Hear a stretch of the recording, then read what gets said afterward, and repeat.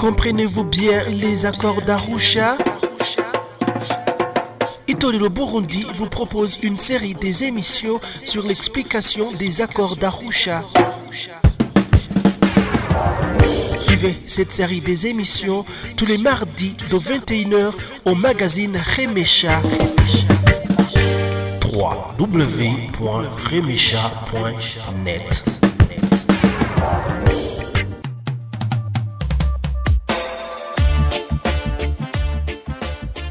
Nous sommes mardi 7 juin 2022. Bonjour et bonsoir. Je vous souhaite la bienvenue à ce nouveau numéro de cette émission sur les accords d'Arusha pour la paix et la réconciliation au Burundi. Une émission d'Itoriro Burundi présentée par moi, Franck Espoir Ndizeye, en collabo technique avec Remesha Magazine.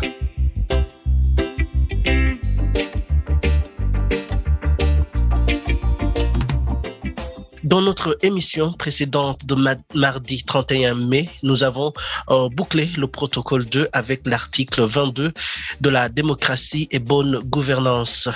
Avant d'entamer le protocole 3, nous allons vous proposer une série de quelques émissions sur l'explication du protocole 2 ainsi que aux accords d'Arusha sont annexées des explications de ce protocole sur l'appendice 1. Aujourd'hui, nous allons nous focaliser sur l'article 22 du chapitre 2 de la période intérimaire. Je suis avec Dr Alphonse Lugambara. Bonsoir et bienvenue dans notre émission. Bonsoir Franck. Merci de m'inviter.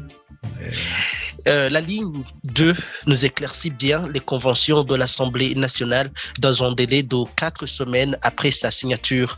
Il y a l'adoption du protocole 2 en tant que loi suprême sans aucun amendement de fond à l'accord, ainsi que l'abrogation des dispositions des textes législatifs empêchant sa liberté politique ou faisant obstacle à son application. Pourquoi ce protocole 2 en tant que loi suprême? Merci beaucoup. C'est vraiment l'occasion de dire à tous ceux qui ont suivi ce qui concerne l'accord d'Arusha, de leur faire comprendre que le protocole 2, c'était le pilier principal pour ce qui concerne les institutions de la République du Burundi. Et les institutions dans tout pays découlent d'une constitution, une constitution qui devait être inclusive. Inclusive, pourquoi? Parce que les précédentes constitutions, que ce soit sous les régimes dictatoriaux, étaient des constitutions exclusives, qui excluaient plus qu'ils n'incluaient. Et nous avons voulu justement modifier cet état de choses en mettant en place dans l'accord d'Arusha et au niveau du protocole 2 tous les éléments nécessaires pour faire une constitution. D'abord, une constitution de la transition, ensuite une constitution permanente qui devait passer par l'adoption par le peuple du Burundi. Et ces choses-là se sont bien déroulées et nous avons pu adopter la constitution de la transition et par après la constitution définitive qui ouvrait la voie à de nouvelles élections. Nous venions de passer combien d'années? 12 ans. En attendant vraiment cette possibilité de revenir aux élections. Oui. C'était quelle assemblée? Est-ce l'assemblée d'avant la transition ou bien celle de la transition? Et puis, est-ce que c'est qu'elle avait comme convention et l'a fait? Cette assemblée-là, donc durant la transition, il y a eu d'abord l'assemblée nationale qui était en place depuis le partenariat entre le gouvernement dirigé par le président Buyoya et l'Assemblée nationale dirigée par Léonce Ngendakumana. Et c'est cette assemblée qui a pratiquement ouvert la nouvelle assemblée, qui devait être une assemblée de la transition, et où les membres cooptés pouvaient rejoindre l'assemblée. Et les explications se trouvent aussi dans les annexes que vous verrez dans l'accord d'Arusha. Et cette assemblée a entériné l'accord d'Arusha comme étant un pilier constitutionnel. Et des experts ont présenté une constitution qui découlait justement des principaux points de protocole 2, parce que comme je l'ai dit avant, le protocole 2, c'est vraiment le pilier pour la démocratie, pour les institutions et principalement pour une constitution inclusive. L'autre assemblée a géré justement la mise en application de l'accord d'Arusha en même temps que la commission de suivi de l'application de l'accord d'Arusha. Voilà ce que je peux dire sur les deux assemblées qui se sont succédées dans la mise en place des organes découlant des négociations, découlant de l'accord d'Arusha et de la constitution de transition qui va après donner la constitution définitive. Voilà pour cette question sur l'Assemblée nationale de transition. Oui. Donc, elle a fait tout ce qu'elle devrait faire sur ce protocole 2. Aujourd'hui, il y a une constitution donc, qui a changé depuis la transition, depuis la constitution principale d'avant, de départ. Oui, bien sûr. La constitution de 2000, je dirais la constitution de la transition, a été modifiée avec la constitution définitive qui a préparé les élections de 2005.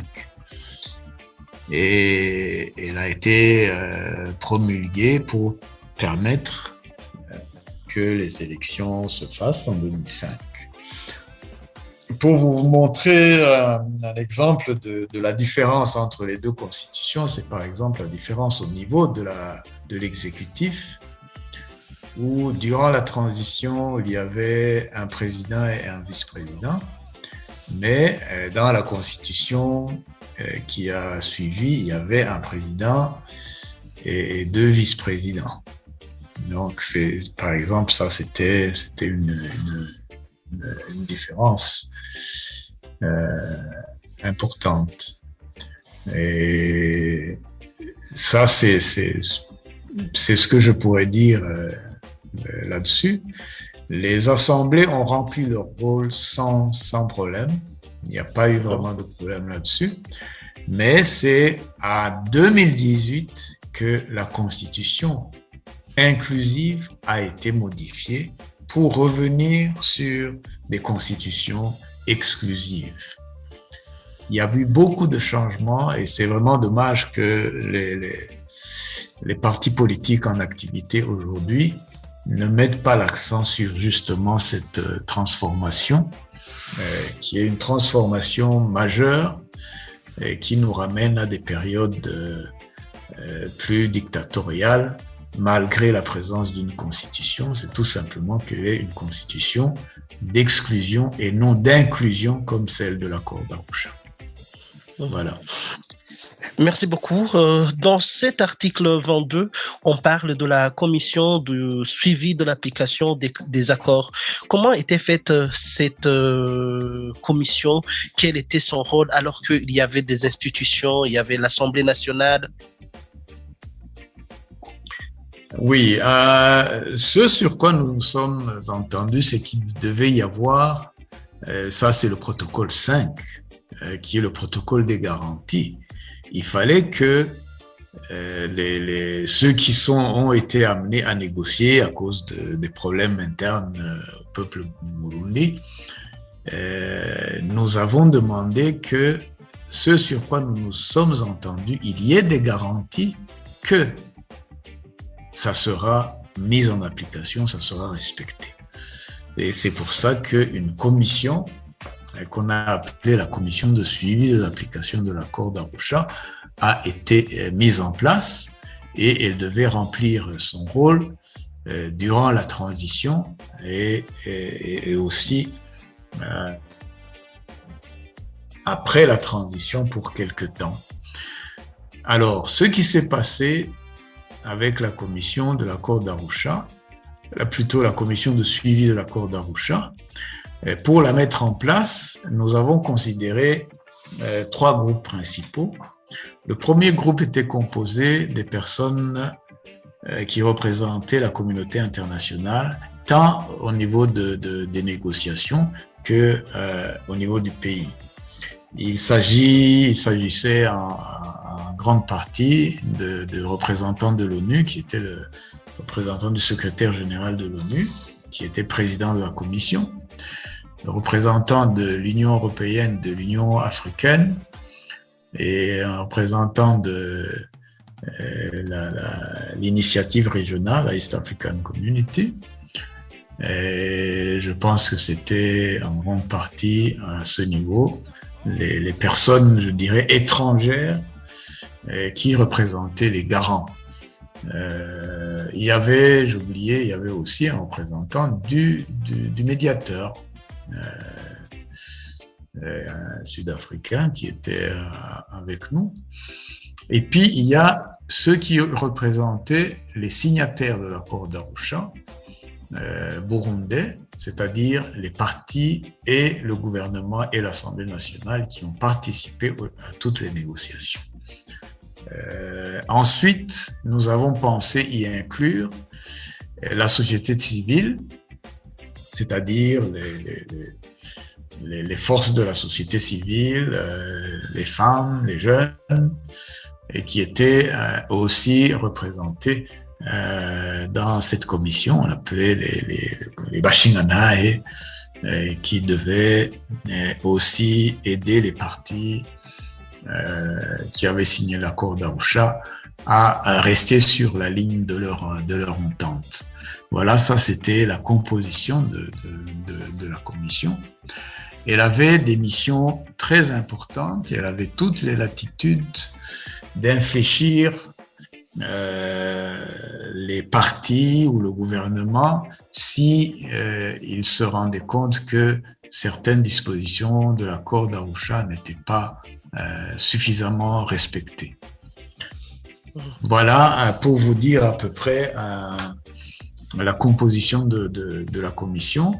Et les missions principales, c'était vraiment ça. Elles sont aussi détaillées tant dans le protocole sur les garanties que dans ce protocole 2,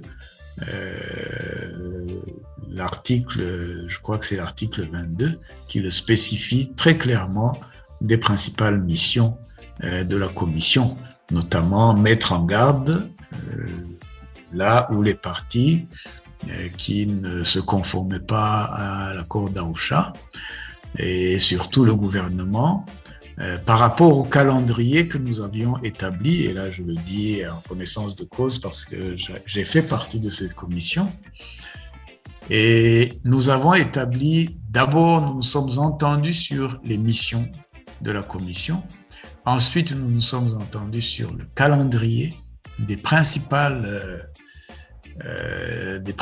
éléments de l'application de l'accord d'Arusha, et un calendrier où nous avons bien spécifié les temps, les périodes et les responsables de l'action pour que nous puissions interpeller l'une ou l'autre partie prenant à l'accord d'Arusha qui ne remplissait pas ce qu'elle devait faire. Et voilà, en grande ligne, ce que je peux dire sur la commission de suivi de l'application de l'accord, qui était un élément important pour la garantie de cet accord.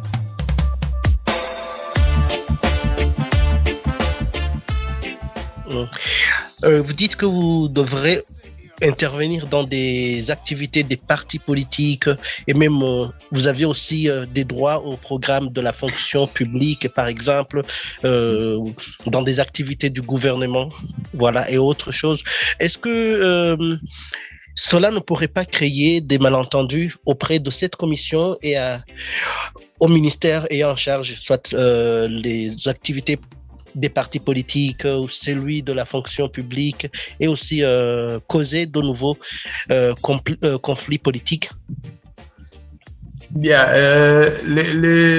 les discussions n'ont pas manqué parce que l'interprétation de certains articles ou quoi n'était pas la même pour tout le monde. Ce qu'on s'était dit, c'est que le dialogue devait primer par rapport aux empoignades ou aux querelles interminables.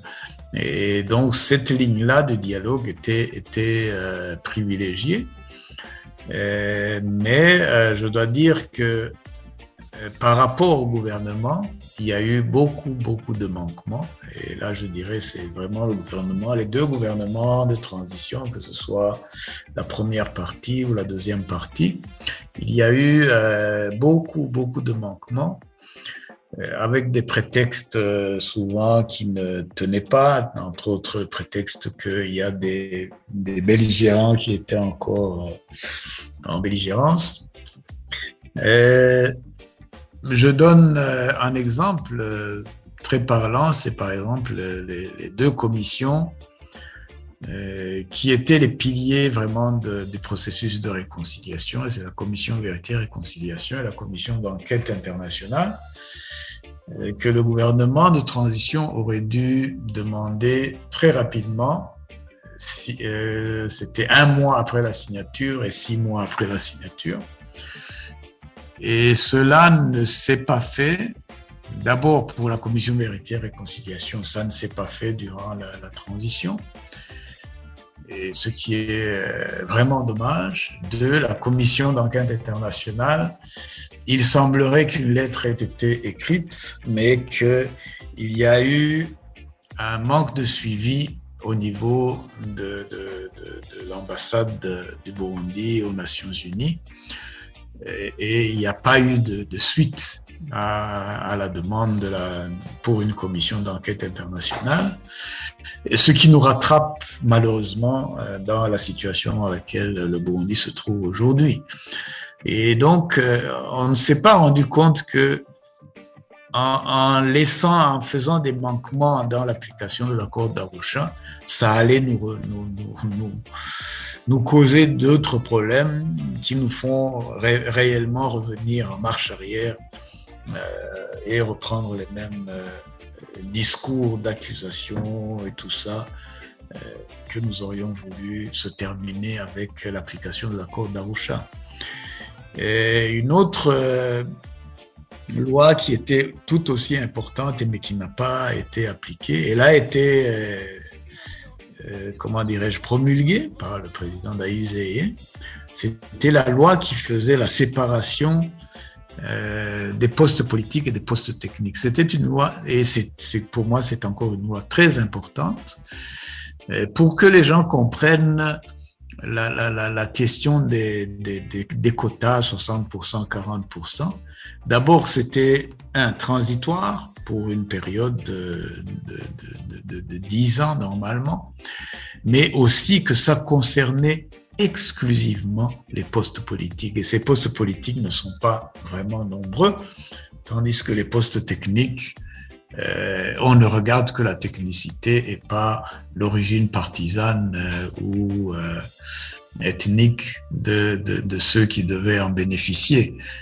Si vous mettez ça au niveau de la médecine, au niveau des ingénieurs et tout ça, ça devient problématique. Et on ne privilégie plus cette fois-ci les compétences, mais on privilégie les appartenances aux partis politiques. Et c'est malheureusement ce piège-là dans lequel les gestionnaires de la transition sont tombés, en privilégiant beaucoup plus les partis politiques que réellement la technicité et cette séparation des postes politiques et des postes techniques. Et voilà pour vous donner un aperçu de ce qui s'est fait. Et la commission a même demandé une réunion avec le président Buyoya à une certaine période, parce qu'il y avait beaucoup de questions qu'on devait lui poser. Mais malheureusement, personnellement, je dirais que ça a fini en queue de poisson parce que nous n'avons pas eu des réponses satisfaisantes sur ce que voulait la commission de suivi de l'application de l'accord d'Arusha. Et malheureusement, la présidence de cette commission n'a pas été suffisamment ferme pour suivre le contenu de l'article 22 qui nous et des articles sur les garanties qui donnaient vraiment des prérogatives à la commission pour faire son travail et faire respecter le calendrier sur lequel nous nous étions entendus. Donc, cette commission, son pouvoir résidait seulement sur ces textes. Donc, ça a échoué depuis la transition. Jusqu'aujourd'hui, il y a l'Arusha qui est tout oublié, qui est déjà oublié. Oui, malheureusement, je dirais que oui. C'est durant la transition que les choses se sont gâtées parce que je l'ai dit, les principaux points de notre calendrier et qui devaient pouvoir ramener au moins une certaine réconciliation, ça avait commencé, mais ça n'a pas continué justement parce que ce que moi j'appelle les garde-fous n'ont pas été mis en place correctement. Et ces garde-fous, c'était la commission Vérité et Réconciliation avant les élections, la commission internationale d'enquête avant les élections, et cette loi sur la séparation des postes politiques et des postes techniques avant les élections. Et tout ça a fait que ces principaux garde-fous n'étant pas mis en place, les gens se sont lâchés, disent je vais travailler pour mon parti, et ça a été ce que nous avons vu aujourd'hui. Nous sommes revenus des années en arrière et des pratiques politiques d'exclusion plutôt que des pratiques politiques d'inclusion. Nous avons aussi déploré le manque de dialogue à un moment donné. Et je vais donner un simple exemple, c'est la volonté du président Ndayizeye de se débarrasser de son vice-président Kadege, et où malheureusement l'UPRONA n'a pas tenu ferme pour dire nous devons négocier cette volonté du président Ndayizeye parce que nous sommes dans un processus de réconciliation, nous sommes dans un processus d'entente, et commencer à se débarrasser de quelqu'un juste parce que vous n'êtes pas d'accord sur l'un ou l'autre point n'augurait pas quelque chose de bon. Et je pense que là, le parti UPRONA a fait une erreur monumentale en se pliant à cette volonté sans demander des choses en contrepartie ou des choses comme ça. Et donc, il y a beaucoup de choses qui n'ont pas été suffisamment appliquées durant la transition. Et je me rappelle qu'il y a une commission qui a été mise en place.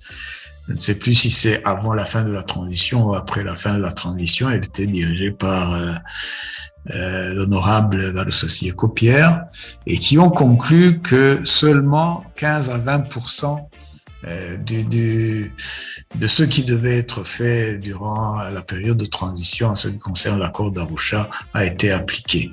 Et c'est dommage que vraiment de voir que l'accord dans sa totalité n'a pas été vraiment appliqué durant la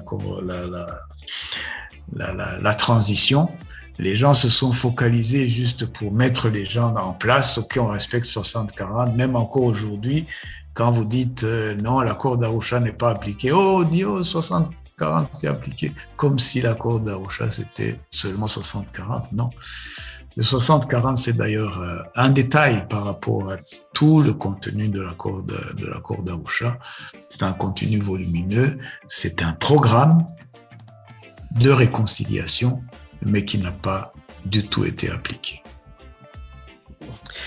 Voilà, les 40 et 60 aussi font des questions. Il y a beaucoup de gens qui ont des malentendus, qui ne comprennent pas, qui ne s'entendent pas sur ces 40 et 60. Nous en reviendrons dans des émissions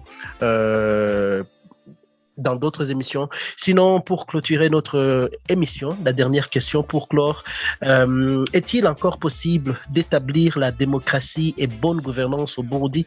Faut-il encore de nouveaux accords ou bien avec la restauration des accords d'Arusha, nous pouvons y arriver? Qu'est-ce que vous en dites, vous? J'ai signé l'accord d'Arusha en connaissance de cause et je dois dire et préciser que ce n'est pas tous les points de l'accord d'Arusha où j'étais d'accord, mais comme c'est une négociation, il a fallu que certains points on accepte, d'autres points on y émette quelques réserves, mais en grande partie, si j'ai signé, c'est pour que justement la paix et la réconciliation puissent revenir dans le pays.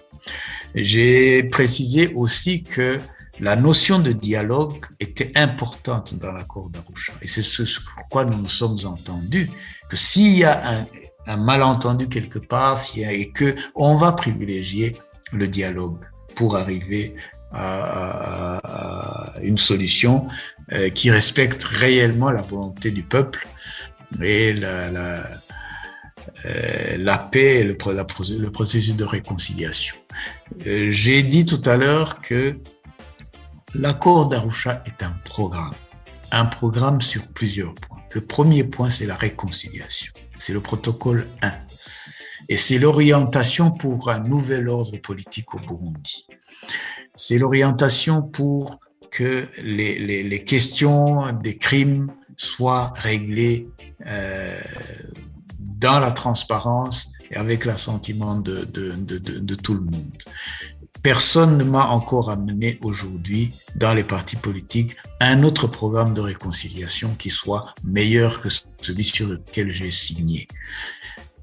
Le programme sur la démocratie et la bonne gouvernance, c'est le protocole 2. C'est un programme extrêmement bien fouillé qui a mis en place une constitution inclusive, mais revenir à la constitution de 2018, qui est une constitution comme celle du temps du président Bagaza, qui est une constitution d'exclusion, ce n'est pas normal. Et je m'étonne d'ailleurs que les partis politiques en activité aujourd'hui ne puissent pas relever cet état de choses. La constitution qui permet la réconciliation, qui permet la participation de la majorité des citoyens dans la vie politique, c'est une constitution d'inclusion. Et celle que nous avions mise en place à partir de l'accord d'Arusha reste pour moi en vigueur, et c'est celle-là qui peut vraiment ramener la démocratie et la bonne gouvernance. Mais l'élément le plus important, c'est la volonté des politiciens. Si cette volonté n'est pas là, si les partis politiques sont encore dans la recherche de l'accaparement du pouvoir pour eux tout seuls, alors là, on a beau faire des textes magnifiques, si ces textes ne pourront pas être appliqués s'il n'y a pas cette volonté. Sur les questions de sécurité, vous savez que c'est une question extrêmement importante. Il n'y a pas encore mieux que le protocole 3 sur les institutions de sécurité. Et je ne vois jusqu'à présent aucune autre proposition dans les partis politiques que nous avons. Et c'est donc que je maintiens mon point de vue que le seul programme qui, jusqu'aujourd'hui, peut nous ramener sur la voie de la démocratie, de la bonne gouvernance et de l'inclusion, c'est l'accord d'Arusha. Je parlerai moins du programme de développement qui est le protocole 4, c'est aussi là un programme extraordinaire où il y a tout. Si les gens pouvaient le lire, si on avait un président qui veut travailler vraiment pour le peuple, il applique, en fermant les yeux, dit technicien, appliquez le protocole 4 et vous verrez que le Burundi va se développer très rapidement. Mais encore une fois, la condition essentielle, c'est la volonté des dirigeants, la volonté des partis politiques pour travailler dans l'inclusion, pour travailler pour leur pays et non pas exclusivement pour leur petit parti. Ce n'est plus vraiment d'actualité. Il faut que les gens évoluent. Il faut que ce qui est marqué dans l'accord d'Arusha, un nouvel ordre politique, soit mis en place au Burundi pour en finir avec les crimes, les exils, etc. Et la pauvreté, parce que la pauvreté, elle est là, parce que justement, il n'y a pas inclusion, parce qu'il n'y a pas préoccupation sur les problèmes importants des citoyens. Voilà ce que je peux conclure sur cette question. J'ai signé l'accord d'Arusha, j'y crois profondément, tant que je n'ai pas encore, de la part des partis politiques, un autre programme qui soit mieux que ceux sur lesquels j'ai mis ma signature. Merci. Merci beaucoup, Dr Alphonse Rugambarara, pour votre intervention, tout en espérant que vous répondrez toujours à notre invitation. Merci de m'inviter. Je suis présent, surtout en ce qui concerne l'accord d'Arusha, qui pour moi est vraiment, vraiment l'accord de l'espoir, l'accord qui peut nous remettre sur les rails. Il faut que les gens acceptent de revenir à la case départ pour mieux l'appliquer cette fois-ci. Et comme je l'ai dit, il y a des articles sur lesquels je ne suis pas d'accord, mais comme on doit accepter un dialogue, il faut que ce dialogue se fasse. Là où on doit modifier, on peut modifier, parce que ça fait quand même 20 ans, il y a des choses qui ont évolué. Il faut donc tout ça en tenir compte lorsqu'on a la bonne volonté de travailler pour le pays.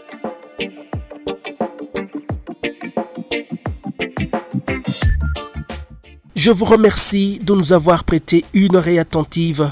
Je vous rappelle que vous pouvez retrouver cette série des émissions sur le www.itorero.org. Vous pouvez aussi les retrouver sur tous les comptes des réseaux sociaux d'Itorero Burundi, soit sur YouTube et Facebook. Vous tapez Itorero Burundi et Twitter Itorero B. Si vous avez une suggestion ou bien une question, n'hésitez pas de nous texter sur notre WhatsApp plus 358 46 89 67 69 5. Je salue cette superbe collabo technique de Remesha Magazine, le groupe Itorero Burundi pour la préparation de l'émission. Franck Espoir Ndizeye qui vous présentait cette émission. Je vous dis ciao, à la prochaine. Comprenez-vous bien les accords d'Arusha? Itorero Burundi vous propose une série des émissions sur l'explication des accords d'Arusha. Suivez cette série des émissions tous les mardis de 21h au magazine Remesha. www.remesha.net